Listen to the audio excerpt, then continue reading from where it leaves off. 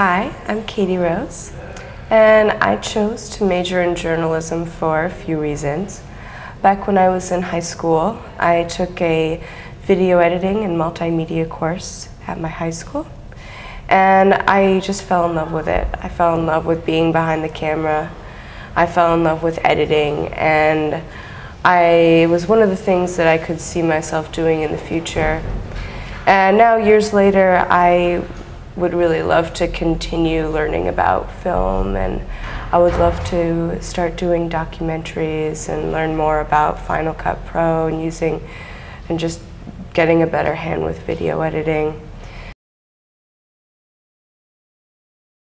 I feel like technology has taken multimedia to a whole new level.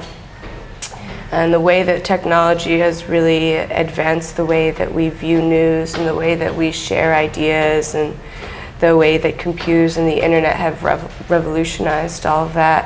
I think it's really important for people in my generation to have a good hand on all that kind of stuff.